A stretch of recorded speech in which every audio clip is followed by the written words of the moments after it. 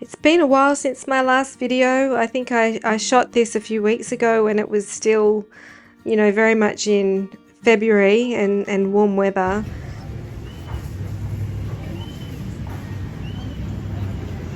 He's gonna want to eat the container, Kev. I've been really happy that I've managed to get my sketchbook out and had some opportunities to sketch and draw outside. It's a really good habit that I like to keep going with. It's really overwhelming, the amount of visual information that is in our environment, but it's such a good practice to hone in on your sketching skills, I guess.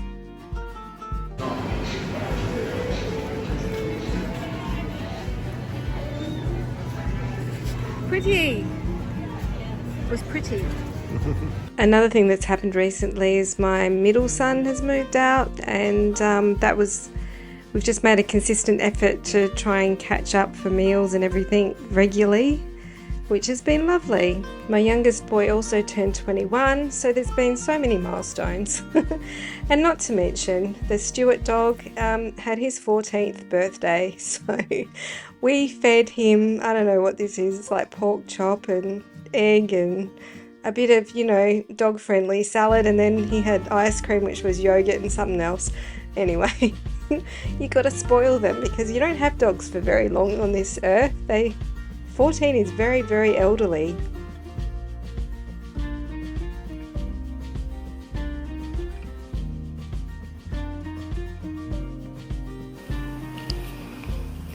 Hi there, welcome to my channel. Today I thought I'd have a little bit of a go and an experiment with a jelly plate. This is just a small one. I think you can get larger ones, and I've used it a couple of times, but I thought I would just grab my big A3 journal and just do a little bit of experimentation, really. And the other thing is I grabbed out my oil paints. I had some really old oil paints kicking around in my cupboard, and I very rarely do an oil painting. Like I've only got sort of like a handful of them, so I always feel like a bit of a novice when it comes to oil paint. And so I've actually started a painting that's an oil painting just to see the difference it makes to the way I paint. And I was just kind of a bit curious, because I know a lot of people say that their colours are like more sumptuous and everything. So yeah, I've got another oil painting going. I think that the thing that probably turns me off oil paint to paint with all the time is just the cleanup, to be honest, because they're quite sticky and you feel like you need to wear gloves and things like that. So anyway, it's very interesting to see all the different materials and how we sort of, when we pick them up, they pull a different thing from us. Anyway, I hope you enjoy the video. It's just kind of a little bit of a show and tell, as always, and a little bit of a demo with this. You can do so much with this. I've actually seen somebody I think it was on YouTube, using it to transfer charcoal, so because they're quite sticky. I think I'm going to use just acrylic paint and scratch into it, but yeah, we'll see what happens. I might use block printing ink because they clean up quite well. You just wash them, everything sticks to them though, which is kind of fun. Alright, thanks, bye. So these were my very manky oil paints that I found kicking around in my cupboard, and you can see that they've been very neglected, some of them. Look at this, oh my stars. Anyway, they've been really neglected and they're so sticky but I mean, you know what, the good thing about these is that say with this one, it's completely like the lid's off, but because they're oil, you can always get more colour out of them. If I was to cut this tube, it would be fine, whereas with acrylic paint it would just completely dry out straight away. So I didn't realise I had that colour. Yeah, so anyway, I went to Jackson's with my mum earlier this week, and I bought lean, medium just basic, like just basic. Yeah, so I have an equally motley crew of oil paint sticks and oil pastels, and they are very different. I mean, this is essentially just oil paint in a stick form, but I always sort of like to use a little bit of mixed media. So I mean, these two mediums, like oil paint with these oil pastels and oil sticks, probably work quite well. So just something different. It always feels good to do something different. And anyway, so this is the painting that I started with it. I didn't use a reference for the face, and I'm kind of feeling like it would be nice to use a reference just so that I can get a bit more interest in the light and shadow, I guess, with it. But then again, imaginative faces sort of have a otherworldly quality, because which is what I'm kind of going for with this. So I sort of feel like I was doing, wanting to paint mystics, I guess, like Teresa of Avila and Julian of Norwich, and I mean there's so many more, and just kind of have that alchemy, I guess, of somebody that's not actually alive and just letting my imagination sort of run into what their form would be in the spirit, I guess. It's hard to explain. So this is just very intuitive. My idea for this was very intuitive, I guess, because this here was influenced by George MacDonald. There's a novel, Fantasties. It's a sort of a fairy tale for adults, and in part of the book there was a tale about a fairy, sort of fairies that have the females that are born they don't have arms, they just have wings. And I love that idea on so many levels. I think that's when you think about it, a wing is limited as far as what we do, like in our little world where we're always doing and fixing and grabbing kind of a thing with our hands.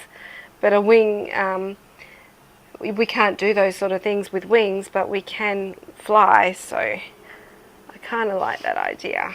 And I used an owl wing as a reference, because owls are really special and symbolic for me. So that's that one. And then earlier in the week I did an acrylic one, and I felt like she was, you can see how they're very different. So this got a very different quality. I used a lot of texture underneath, and yeah, I kind of felt like she was from the Caribbean. So it was another sort of imaginative face, which I'm really enjoying doing these at the moment. I'm very, I seem to keep painting these imaginative faces at the moment, which I have done in the past from time to time, but revisiting it for some reason. Anyway, so that's that one. Okay. I've just collected some leaves from around the garden, just some interesting shapes.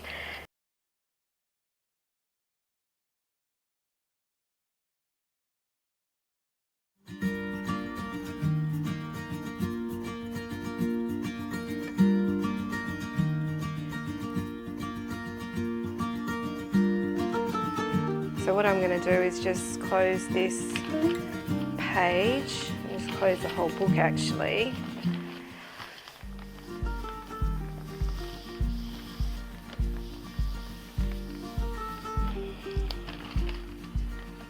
And then that should give a little bit of something.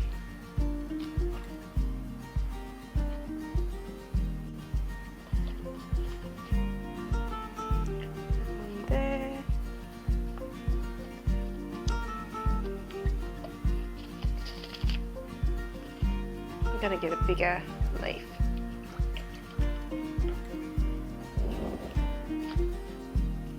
I also think if I paint it first, it'll probably have a different effect anyway. So I'm going to try that.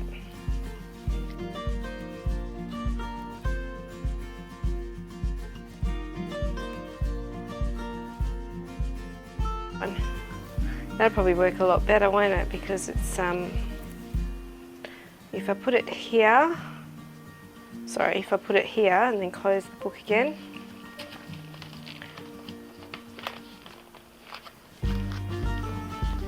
Press down. Maybe we'll see. It's like magic. Oops. Yeah, it's like, well, it certainly made a better impression, didn't it?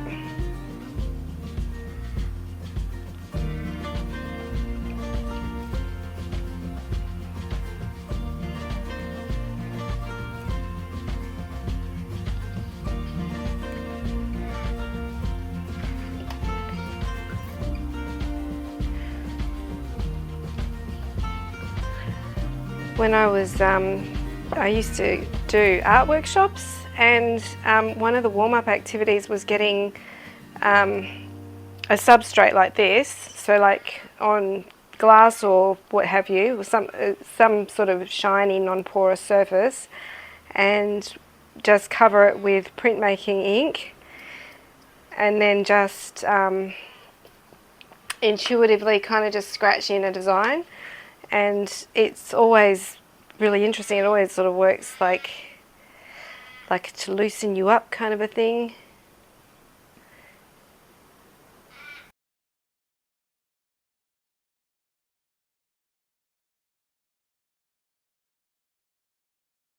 I'm doing a little charcoal sketch. It probably seems odd, but I'm just wanting to experiment with the charcoal transfer. So I think I tried to do a charcoal transfer from this, but it didn't work out. So I just made the page a complete mixed media page later on, as you'll see.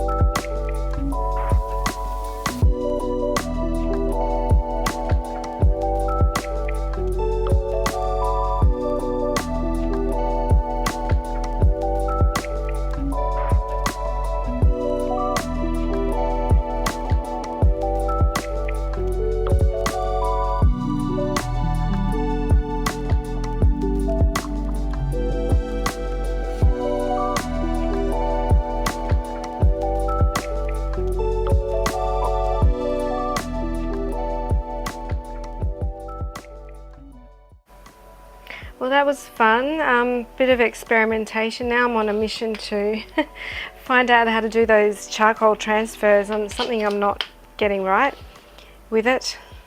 So anyway, I will check back in and let you know my findings. I do like this colour. I'm going to have a go with some of these funny shapes that I've got here. Putting them, this paint's pretty silky. Let's have a go.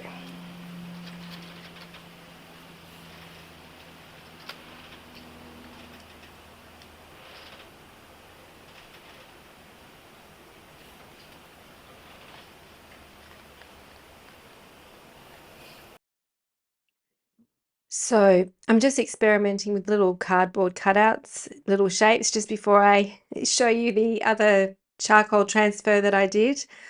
And I'm also using a lot of scratching in. I'm just basically having fun with this, honestly. It's making a mess, making pages messy, and always just feeling like I can overwork things later. And it's really just a way of, I don't know, the only word that comes to my mind is alchemy. This is just pure alchemy for me. Because the jelly plate has got such a different quality for printmaking. So just really just putting everything on the page, basically. letting it rip, and I don't really care what the outcome is, but I'm having fun.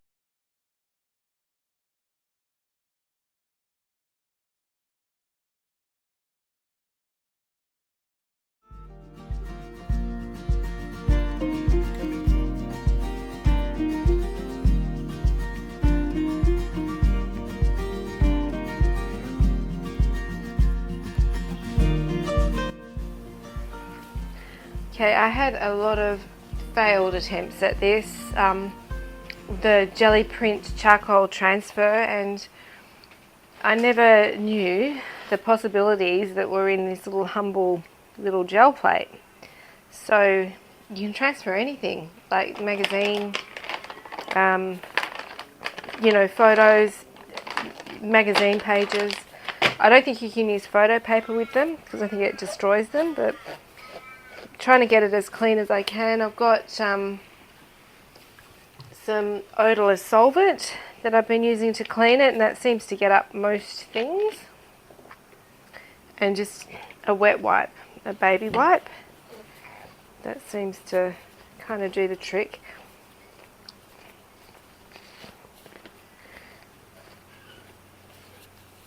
So let's make sure it's dry. Move all this stuff away.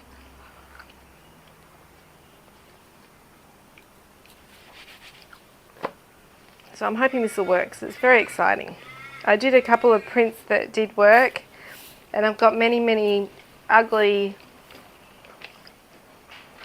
kind of sketchbook pages that it's always good to make them look nice when you've got ugly, messy pages like that. Yeah, I've made a lot of messes. There's just one I did earlier that's that I fixed up a sketchbook page that I didn't like. These are actually pressed flowers on this page.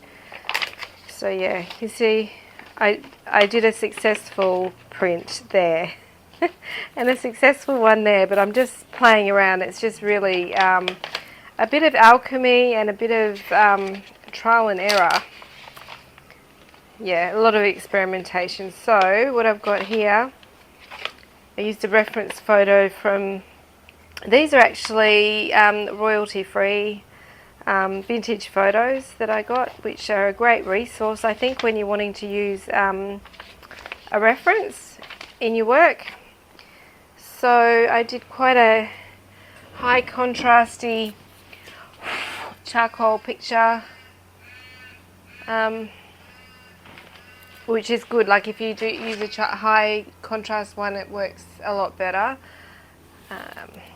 So I'm hoping that it'll transfer okay. Where are my charcoals?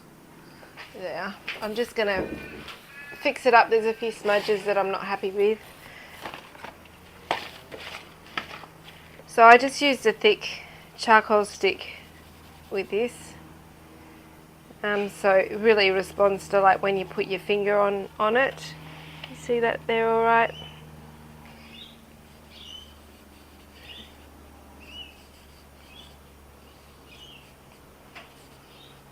Okay.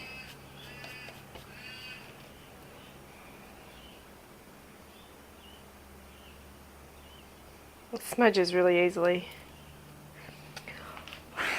And I also, I mean, a kneadable eraser would be a lot nicer to work with, but I don't have one at the moment. I mean, I probably do, but I can't find it because I don't often work with charcoal, and that just sort of takes out some of the smudges that you don't want, and then it cuts into it so that you can bring the white spaces back into it.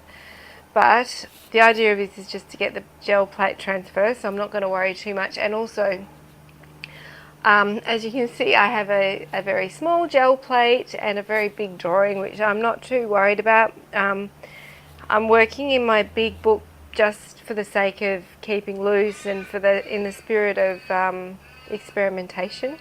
So I'm just going to capture just a little bit of the picture and maybe, I'm going to get a big one of these because I think that they're fascinating what you can do with them. I might just do her face.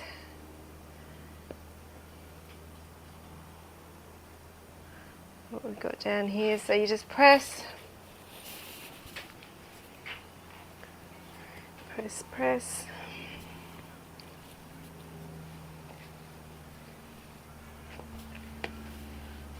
And you should get a bit of a transfer onto here. If you can see that, there's a bit of a transfer, and then the alchemy comes in. I'll move that aside. So I'm just going to put the print onto the other page. So what I might do is use the back of one of these pages, because I have to paint it.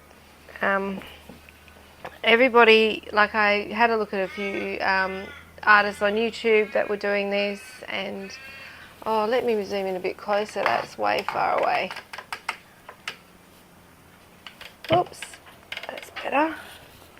Alright, so yeah, they were using these sort of paints, so the acrylic basics and things like that, because they've got like a really silky texture.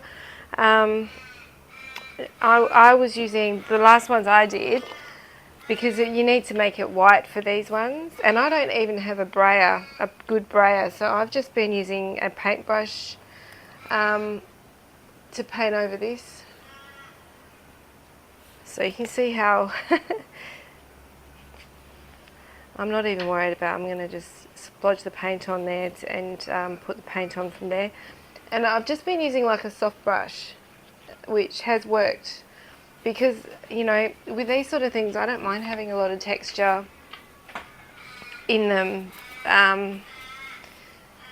Yeah, I'm just discovering, so you know what I do with them in the long run, I just feel like there's just a lot of possibilities, which is very exciting for me. And I was glad I kind of persevered with it, because I kind of didn't really understand the concept of it at first. And you know, you can use Posca pens and all sorts, it kind of is blowing my mind a bit. But yeah, I love the look of charcoal and paint. I always have, but always the charcoal dissolves into the paint and makes the paint a bit more grey, which is fine.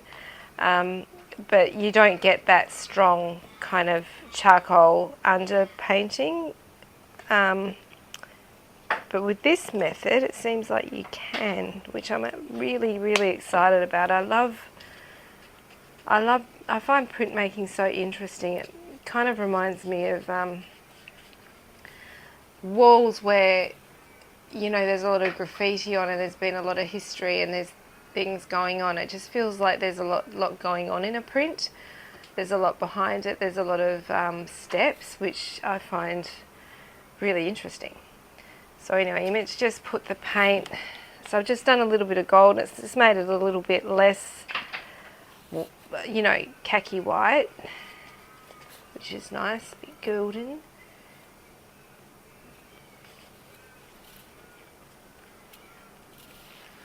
And the paint's meant to lift the print. That's the principle of it. So here I was thinking, oh, gel plate, you know, you just put, you know, you use the classic resist techniques and you just put leaves or whatever, stencils on there, but it's way more that you can do with it. I mean, stencils are great, especially when you can make your own stencils. So I would never diss a stencil with stencil.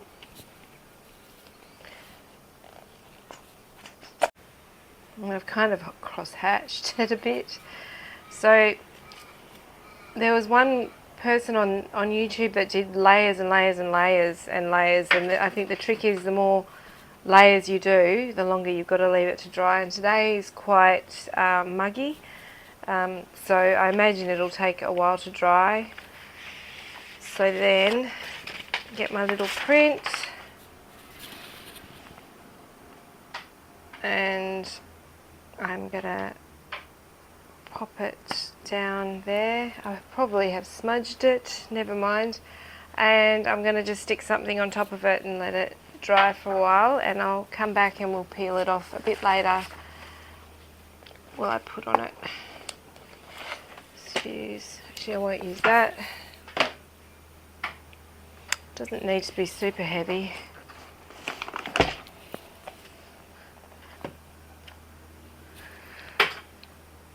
Let's put that on it, and we'll come back a bit later and see how it went. Actually, did you see that go on? Oh gosh, you didn't even see it go on. There it is. So that's the print.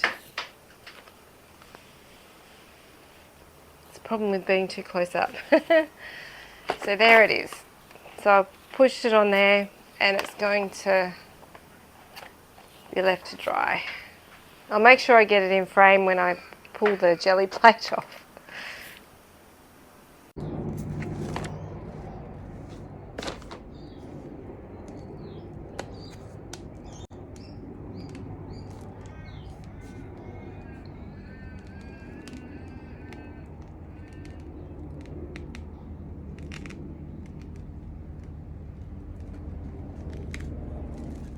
I'm really happy with how this worked. It's just got so much potential for doing heaps of mixed media and things like that with it.